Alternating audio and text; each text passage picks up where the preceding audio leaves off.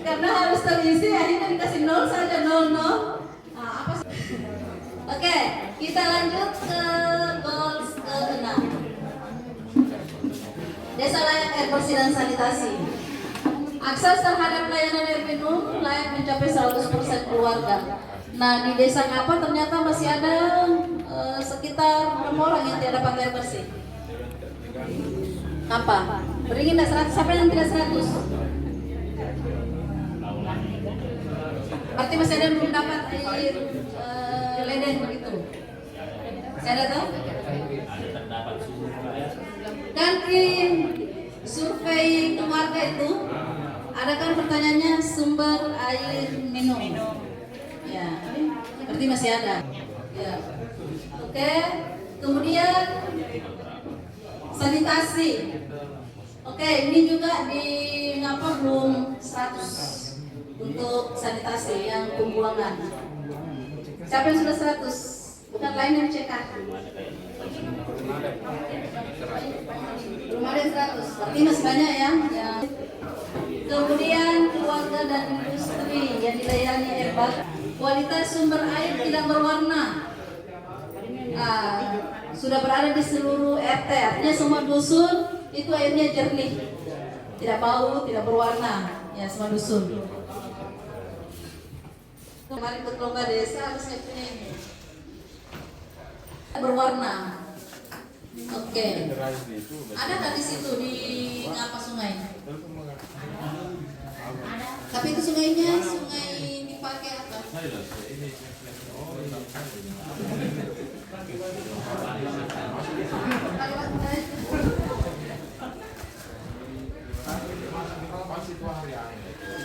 Oke. PLTS kincir air. Sama segitu. Kan di sini hanya bilang listrik. Kemudian pengguna gas. Masih ada yang pakai kayu kah? Banyak. Ya, tapi tetap ada gas juga. Nah, jadi begini, yang dimaksud ini yang mana yang dipakai dominan? Nah, kayu. Nah, tapi memang bisa kayu sih, kalau makannya kan. Kayu, orang biaya. Ya, dia susah dibunuh itu susah gas. Ya. Jadi siapa yang 100? Hah? Kalau merah. Kalau merah nggak ada pembunuhannya. Ada, tapi dapat gas. Pokoknya yang kecuali yang di pegunungan, kalau yang daerah sini pasti.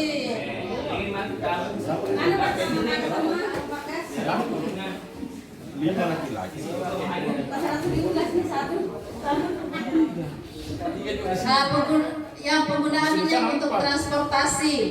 Ya saya kira semua ya. Tidak ada yang belum ada yang pakai listrik, mobil listrik, motor listrik. Motor listrik ada itu. Belum ibu, ada yang pakai baterai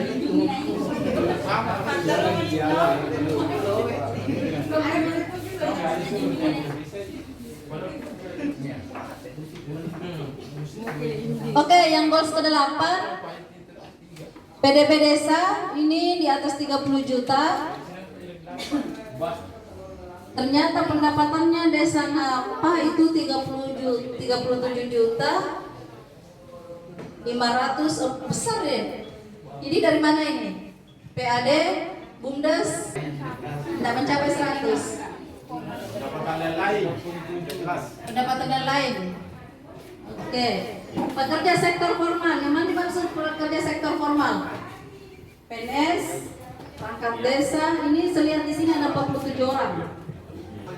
Polisi, ya instansi begitu, sektor formal. Kan ada tuh di kerjaan.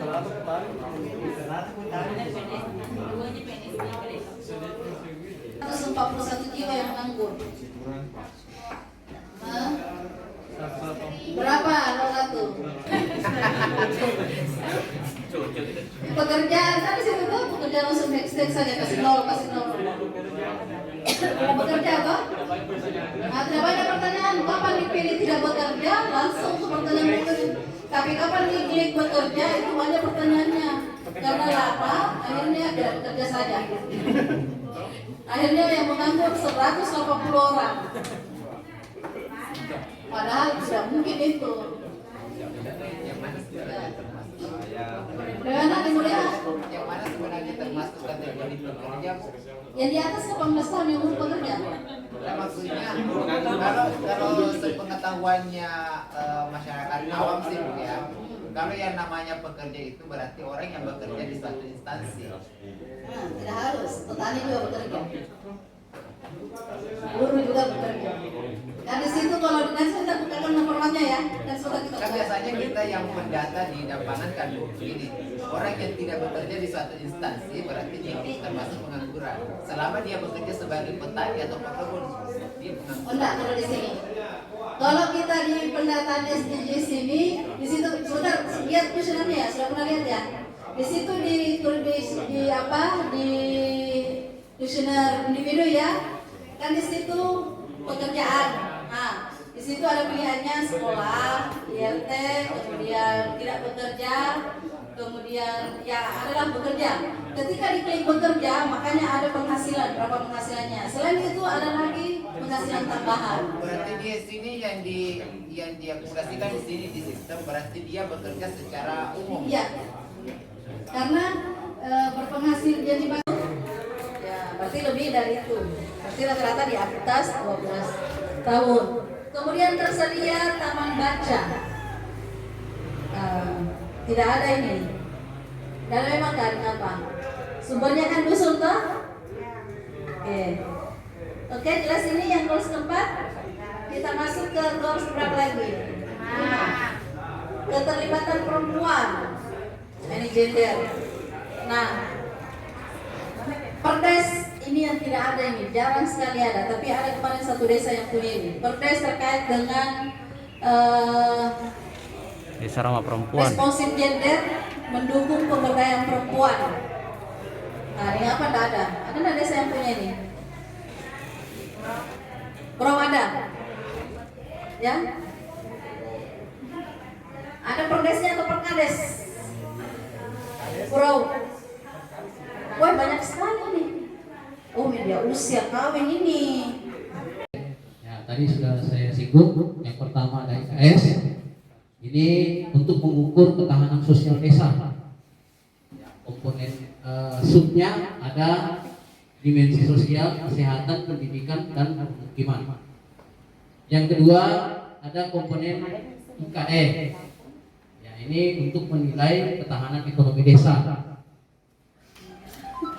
Aspeknya ya ini banyak, identifikasi desa model, identifikasi desa wisata, kawasan hutan, perkebunan, pesisir pantai dan sebagainya. Ini untuk mengukur ketahanan ekonomi desa. Yang ketiga ada yang namanya komponen IKR. Nah, ini untuk mengukur aspek ketahanan lingkungan desa. Jadi tidak ada pemerintah mulai dari pusat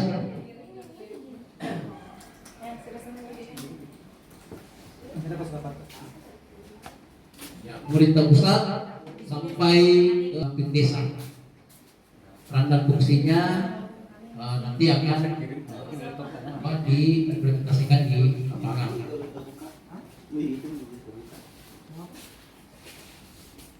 Nah, tentu banyak pertanyaan, kenapa lagi ada IMDM?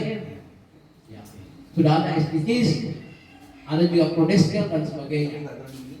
Nah, jadi data hasil dari kuesioner IDM ini pendaya gunaannya itu jelas dan digunakan. Nah, ini bisa kita lihat dari PMK 193 2018 tentang ini. Di mana mereka ambil kalau bukan di pendataan hasil IDM. Itu yang pertama. Kemudian tahun 2019-2023 ya, perubahan skop IDM ini juga mempengaruhi. Kemudian sudah pasti perubahan status desa ya.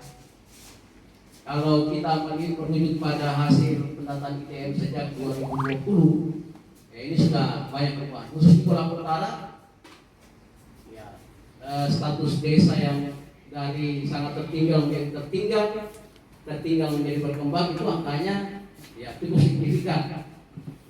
Nah, tentu ini juga menjadi tadi sama dengan SDGs, pasti ada perubahan, ya, khususnya terkait dengan apa yang sudah dilakukan oleh pemerintah desa melalui dana desa.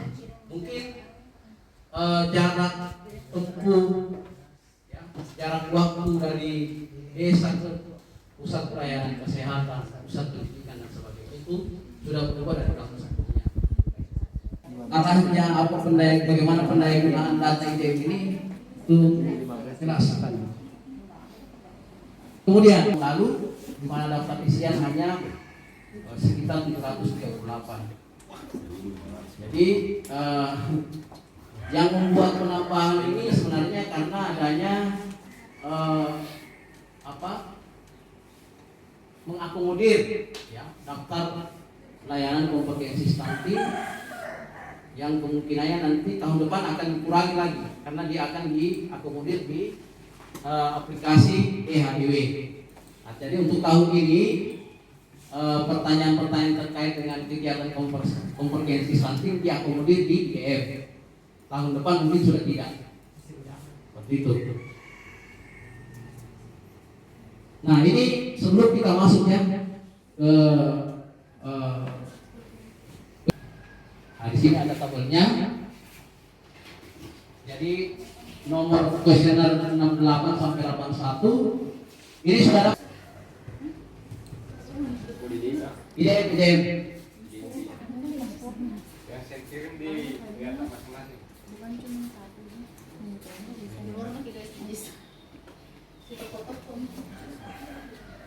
Oke, sambil mencoba untuk masuk, saya jelaskan kembali bahwa untuk kuesioner 68 sampai 81 ini data tentang staf petugas desa, BPD dan kelembagaan. Ini model by name by address. Kemudian isi data desa 5 kepala dusun, 6 ketua RW dan 1 ketua RT. Ini dari template Excel. Jadi nanti kalau kita sudah masuk ke dalam dashboardnya, tinggal kita download dia punya. Ya, dari masih download itu bentuk Excel. Nah, tapi data mentahnya saya sudah kirim sama Backnet. Itu hampir sama, sekarang lagi hampir sama, sudah seperti itu.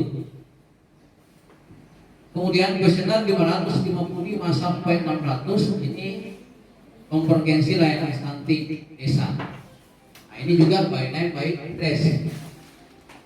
Isi datanya apa? Yang pertama layanan remaja putri. Yang kedua layanan calon pengantin atau jatin. Yang ketiga layanan bumil atau bumi hamil. Yang keempat layanan anak dan yang kelima layanan keluarga. Datanya juga dari template Excel. Jadi setelah kita ini kalau misalnya dia desa bersinar coba, ini harus ada instrumen pelengkapnya paling tidak Perdes atau Perkades.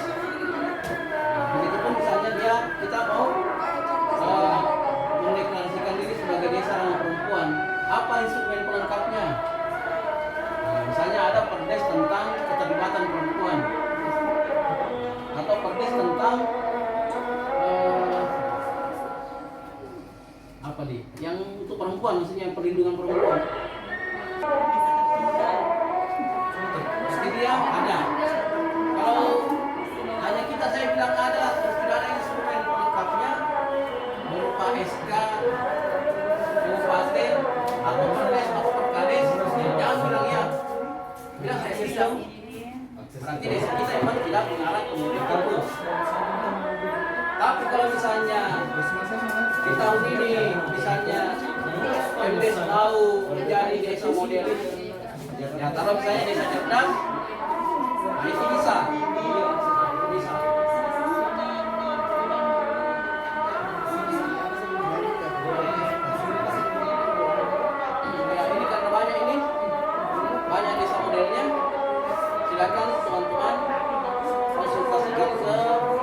bersepakat untuk menjadikan desa Beringin sebagai desa cerdas, ya mereka harus bersepakat menyusun dokumen paling tidak perdes. Perdes tentang apa? Misalnya pemberian beasiswa misalnya. Nah, itu kan mendukung bahwa memang betul-betul desa kita desa model desa cerdas. Nah, seperti itu.